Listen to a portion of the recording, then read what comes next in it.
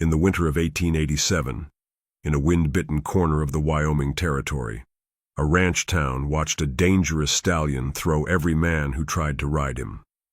The horse belonged to Luke Bennett, a young rancher whose future depended on control of his land, his stock, and that animal. When a cattle investor from Cheyenne threatened to pull out of a land agreement unless Luke proved he could manage what he owned, the test became public: tame the horse or lose the deal. Then the investor made his condition plain. If the horse could not be mastered, the rancher should marry Margaret Hale, the 38-year-old schoolteacher no man had ever courted, to make the arrangement look proper. Not for love, not because she was wanted, but to quiet talk, restore order, and protect the investment, her name and obedience offered in place of money. But what the investor didn't know was that Margaret Hale, the woman the town called an old maid, understood that stallion better than any man alive. And what he didn't expect was that Luke Bennett would choose her dignity over his land. This is their story, a tale of a woman no man wanted, and the cowboy who saw her worth the moment she calmed his wildest horse. The church bell finished its final toll and fell quiet, leaving the cold air ringing in its absence. Frost clung to the edges of the stone steps, and the congregation spilled out slowly, boots scraping, breath visible, voices low with Sunday restraint. Margaret Hale descended last. Over the years, she had learned to let others go ahead. Young couples walking close, mothers tugging at restless children, men pausing to talk of cattle and weather. There was no hurry for her, no one waiting at her side, no arm to take. Halfway down the steps, she heard her name, not spoken directly, but shaped around it. "She's still teaching," one woman said softly. 17 years now. "And never married," another replied.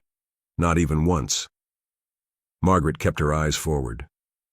Near the rail, a ranch hand leaned with careless ease, hat tipped back, his grin loose with familiarity. He glanced her way as she passed and said loud enough to carry, "That woman'll die married to her books." A ripple of laughter followed. Not cruel enough to stop traffic, just enough to sting. Margaret did not pause. Her boots touched the dirt road. Her hands stayed folded. Her back remained straight. Years of practice held her posture firm, even as something tightened behind her ribs. She had long ago learned the rules of this town. A woman was measured by youth first, beauty second, and usefulness only if the first two failed. Margaret had outlived her youth quietly. Beauty, if she had ever possessed it, had never been remarked upon. Usefulness, that she had in abundance. But usefulness did not earn tenderness, it earned tolerance. She passed the hitching post, the general store, the last cluster of women still murmuring behind her. At the edge of the churchyard, she adjusted her scarf, her fingers steady. In the church window, her reflection met her briefly, hair pinned plain, dress mended cleanly, eyes calm and watchful. Nothing dramatic, nothing fragile. Inside her, longing lived like a held breath. As she stepped onto the road, a sudden shout cracked the air, sharp and startled, followed by the thunder of hooves and the crash of splintering wood from the corral down the way. Heads turned. Laughter died. Margaret did not look back, but the sound followed her, echoing deeper than any whispered joke. And before the day was done, the town that had laughed at her would begin uneasily to notice her. The stallion belonged to Luke Bennett, though no one would have guessed it by watching. The horse circled the corral like a storm contained in flesh, its black coat slick with sweat, muscles coiled, eyes bright with panic and fury. Two men already stood nearby, brushing dust from their coats, pride bruised, bones spared by luck alone. Luke climbed into the saddle anyway.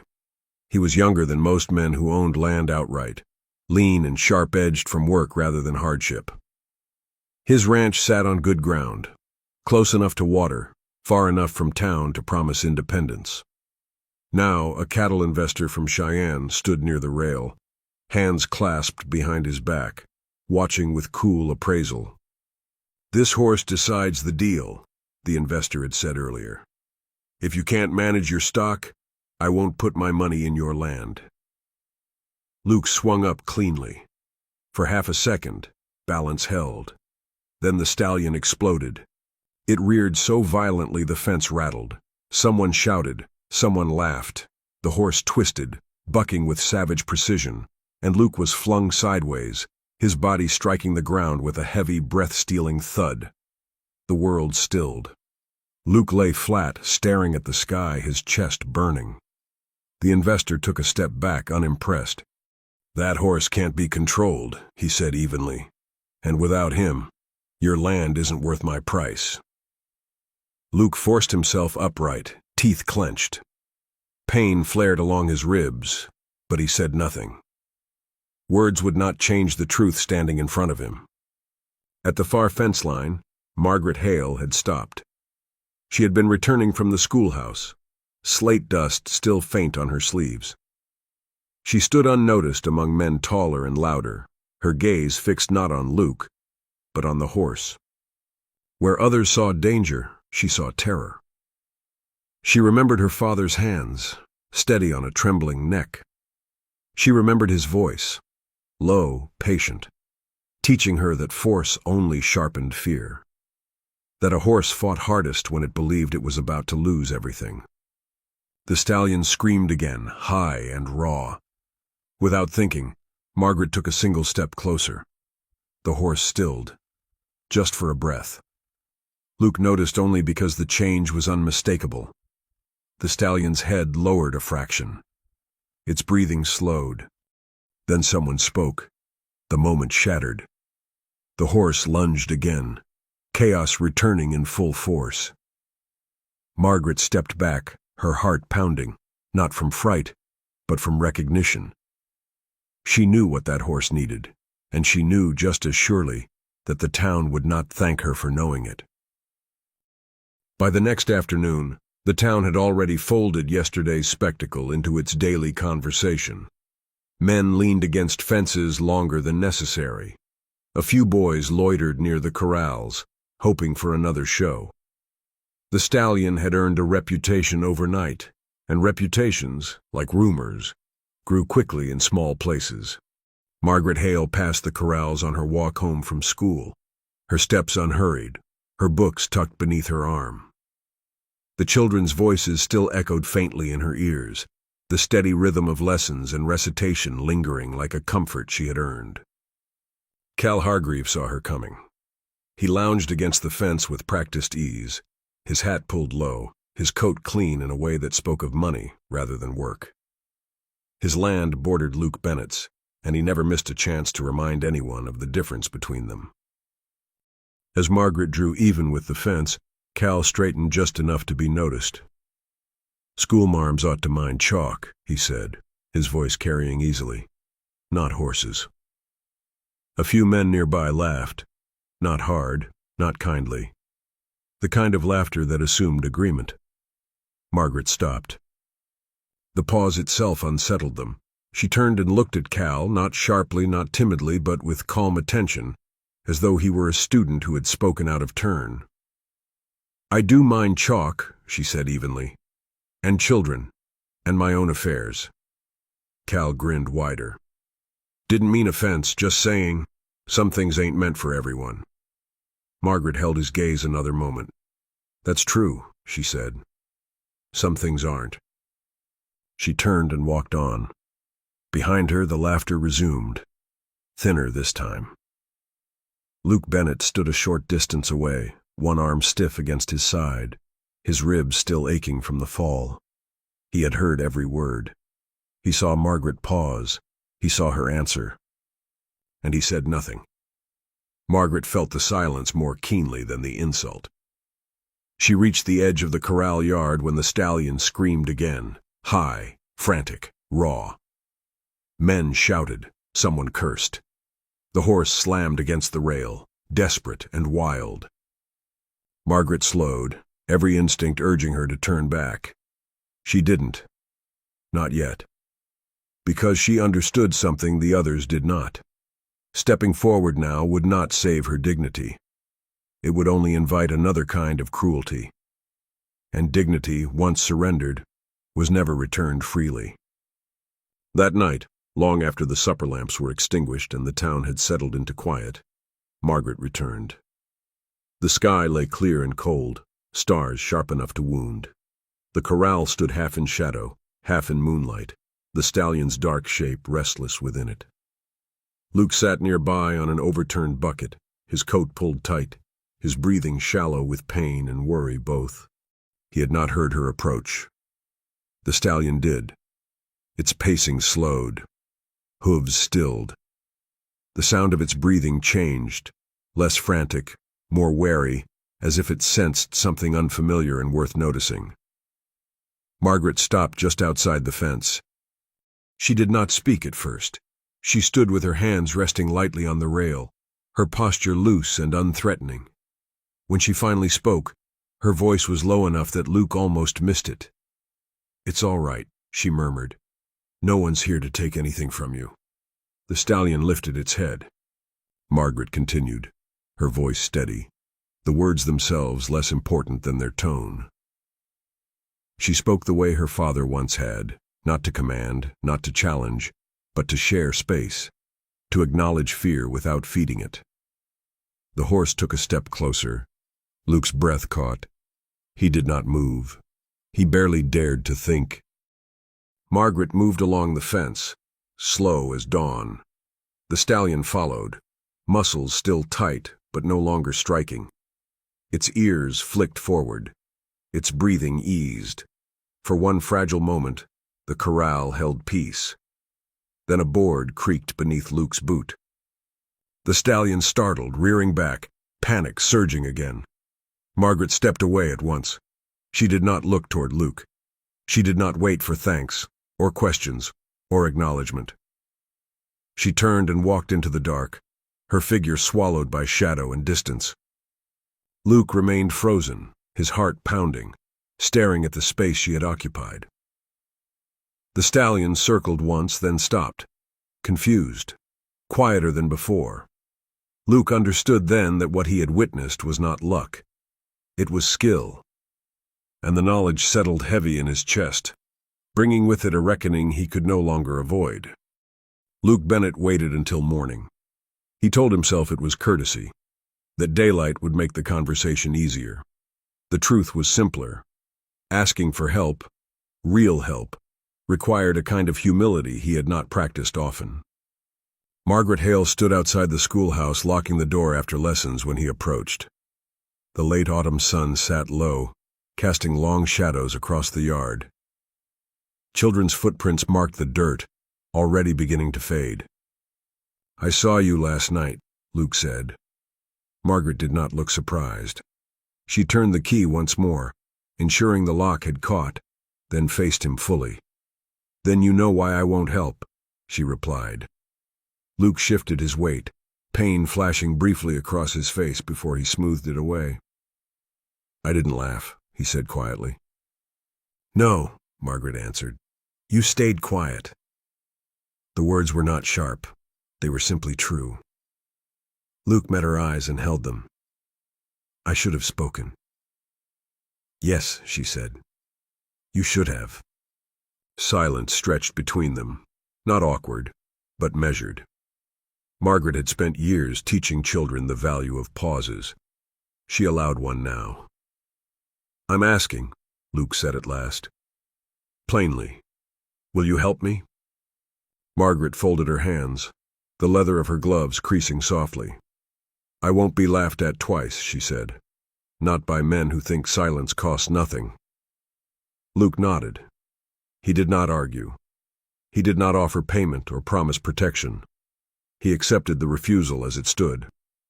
"That's fair," he said. He turned and walked away, his shoulders squared, leaving behind more than pride.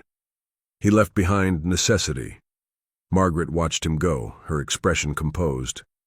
Only when he was out of sight did she exhale. Refusal, she knew, was its own kind of courage. And like all courage, it carried a price she would feel later. The town did not allow refusals to remain private. By midweek, the story had bent itself out of shape, as stories always did. Whispers slipped between counters and across fence rails, shedding truth with every retelling. "She's chasing him," someone said. "Desperate at her age," another added. "Thinks she's special because a horse didn't buck," came the laugh. Margaret endured it in silence. She had endured worse. But endurance did not mean immunity. At the mercantile, as she waited her turn, a younger woman, pretty, bright-eyed, newly married, laughed openly with her friends. "Imagine," the woman said, glancing pointedly at Margaret, "thinking a man like that would notice you." The words landed clean and sharp. Margaret finished her purchase. She did not hurry. She did not respond. But that night, she did not sleep. Before dawn, she pulled on her coat and walked toward the corrals, the sky just beginning to pale. Luke was already there, rubbing sleep from his eyes, surprise crossing his face as he saw her approach. "I'll help the horse," Margaret said. Luke straightened. I said I wouldn't be laughed at," she interrupted. "Not that I would let cruelty decide what I do." She met his gaze steadily. "Only the horse. Early mornings. No witnesses. No stories." Luke nodded at once. "Whatever you say." She added one more condition, quieter. "This does not mean I am wanted." Luke hesitated. Then he said honestly, "It means you're needed." Margaret accepted the distinction.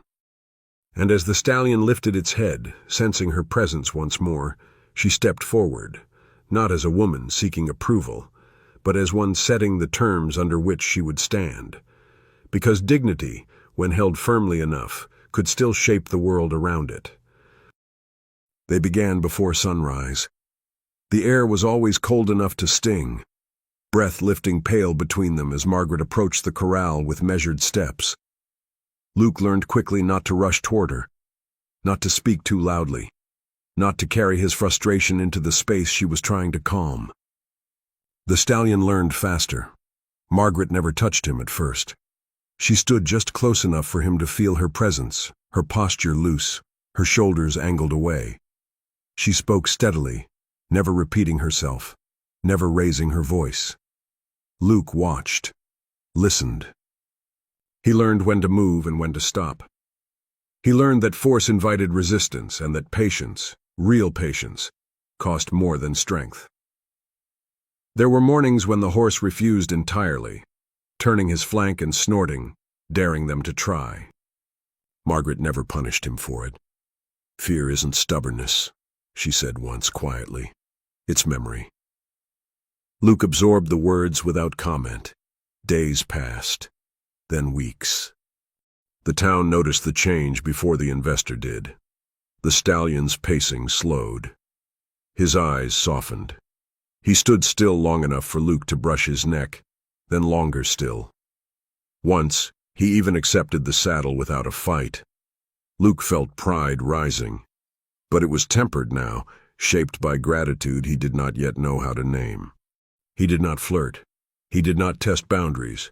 He treated Margaret with a careful respect that surprised them both. When he spoke, it was to ask questions. When he thanked her, it was without flourish. Margaret appreciated that. Still, she kept her distance. She did not linger after lessons ended. She did not stay for coffee or conversation. She returned home each morning with cold hands and a guarded heart. Respect, she knew, was not affection. And usefulness, no matter how valued, was not the same as being chosen. One morning as the stallion stood calm between them, Luke glanced at her with something close to wonder. Margaret saw it and turned away. Because wonder, like kindness, could mislead a woman who had lived too long without either. The cattle investor returned on a gray afternoon, his boots clean, his expression firm. "You've made progress," he said, watching the stallion stand quietly at the rail. But progress isn't certainty. Luke said nothing. The investor continued, his voice low but pointed. There's talk about you and the schoolteacher. That kind of arrangement raises questions. Margaret stood a short distance away, her hands folded, her eyes fixed on the horse. I don't invest where things look unsettled, the investor added. Make it proper, or I walk. That night, Luke came to Margaret's door. He stood straight, his hat in hand, his words rehearsed and stripped of anything resembling romance. I can't lose the ranch, he said. A marriage would settle things, protect us both. Margaret listened without interrupting. When he finished, she waited a moment longer, long enough for the truth to settle fully in her chest. You're asking for a solution, she said calmly. Not a wife. Luke swallowed. I'm asking for fairness. She shook her head slowly. No, you're asking me to disappear into usefulness. Luke stepped closer. It wouldn't be unkind. Margaret met his eyes then, something wounded but unbroken shining through. I won't be traded like land, she said. Not now.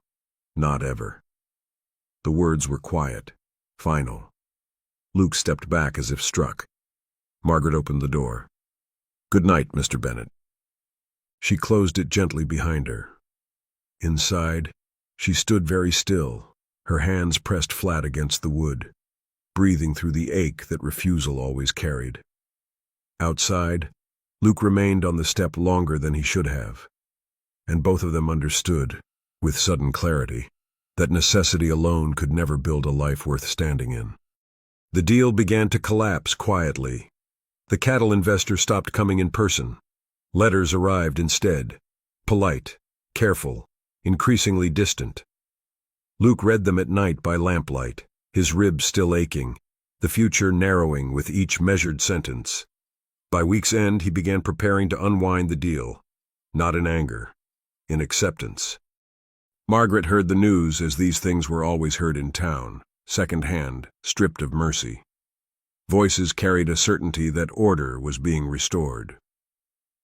That evening she walked to Luke's ranch.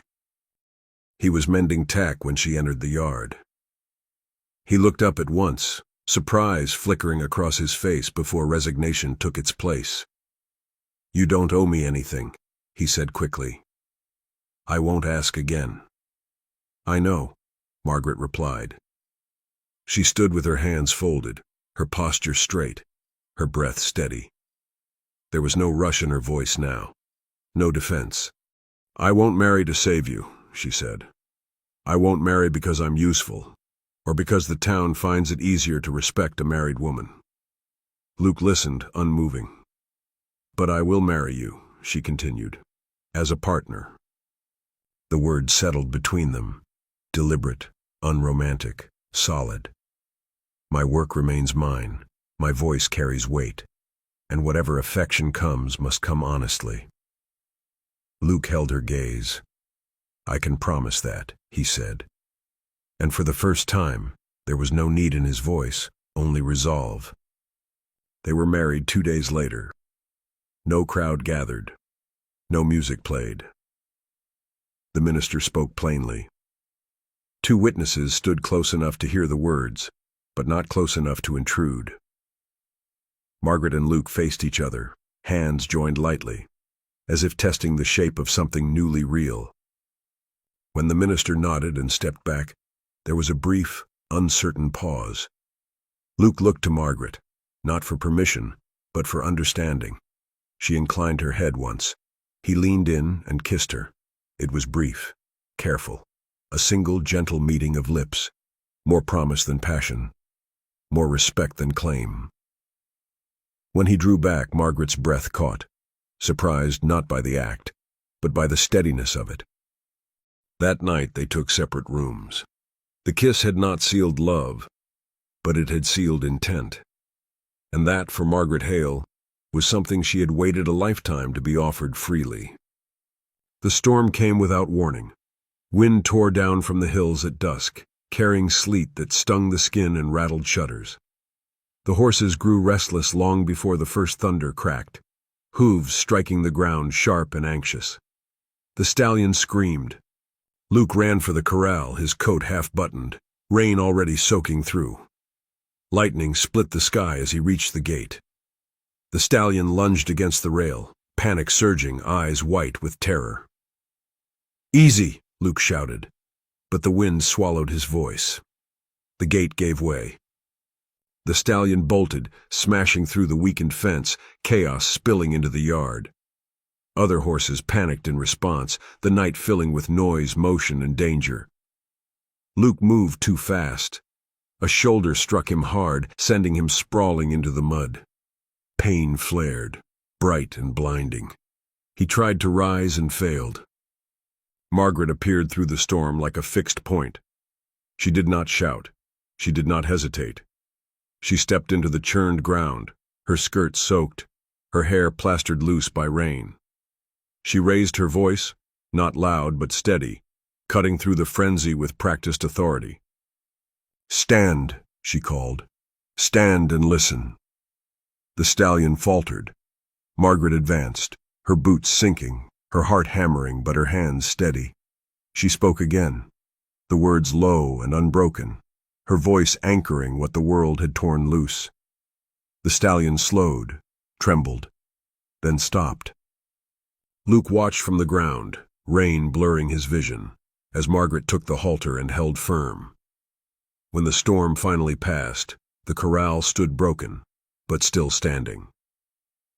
Luke lay shaken but alive, and Margaret stood soaked and breathing hard, having done what strength alone never could. She had saved the horse, she had saved the man, and she had done it without asking permission. Morning came pale and quiet, as if the land itself were recovering. The storm had passed, leaving broken boards, churned mud, and a corral that leaned but still stood. Word traveled quickly, as it always did when fear had been public and survival uncertain. Men gathered by mid-morning, some to help mend, some to stare, some simply because they had heard something had happened and wanted to see the proof of it. Luke stood near the rail, his ribs bound, his arms stiff, his hat pulled low. Margaret remained a few steps back, her hands folded, her dress still marked by dried mud she had not bothered to scrub away. The stallion stood calm. That fact alone unsettled the crowd. "Well," one man said, clapping Luke on the shoulder, "looks like you finally mastered him." Luke lifted his head. "No," he said. The word cut cleanly through the murmurs. "He didn't master himself," Luke continued. "And I didn't master him." The men shifted, uncertain.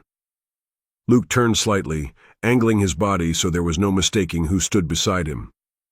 She did. All eyes moved to Margaret. She did not step forward. She did not lower her gaze. "She saved the horse," Luke said. "And she saved me. Some of you would have lost more than fence boards last night. Horses would have bolted, and it wouldn't have stopped there." Silence settled, heavy and awkward. Cal Hargreaves stood near the back, his arms crossed, his usual smirk nowhere to be found. He said nothing. Then from the edge of the group, a small voice spoke up. A boy, one of Margaret's students, stood with his cap clutched in both hands. "She's the bravest one here," he said simply. The words landed without flourish, without argument. And something shifted. Men removed their hats. A few murmured apologies, not loud, not theatrical, but sincere in their discomfort. Heads bowed, eyes dropped. Margaret felt the weight of it, not triumph, not vindication, but release. For the first time in years, her worth was not whispered about. It was spoken. That evening, Luke found Margaret at the corral. The light was soft, the air clean, the land settling back into its ordinary rhythms.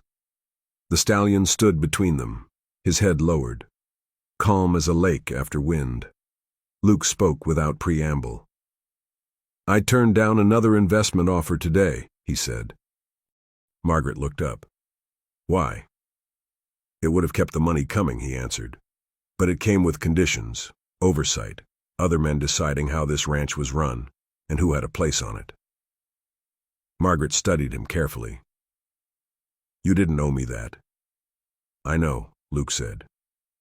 "That's why it mattered." He took a breath. "I didn't marry you because I needed a solution. I married you because I saw who you were, and I didn't want to stand silent again." The words were not grand. They were steady, chosen. Margaret felt something in her chest ease at last. Not hope rising, but certainty settling. They stood together, not touching, not distant. From the yard beyond, children's voices carried across the dusk. "Mrs. Bennett," one called. Margaret turned at the sound. The name no longer felt borrowed, no longer provisional. She smiled. Not the polite smile she had practiced for years, a real one. The stallion shifted closer, resting easy between them. And for the first time, Margaret Hale believed what the world had finally learned to say aloud, that a woman could be overlooked for years and still be chosen openly when the moment came. Thank you for watching. This channel is no longer supported by ads, and these stories continue because people believe they matter. Patreon is a quiet way to support the work, with early access, story previews, and small moments of input before each tale is fully told. On screen now is a preview of the Patreon page. If you'd like to support the channel, the invitation is in the first pinned comment down below. I'll see you in the next story.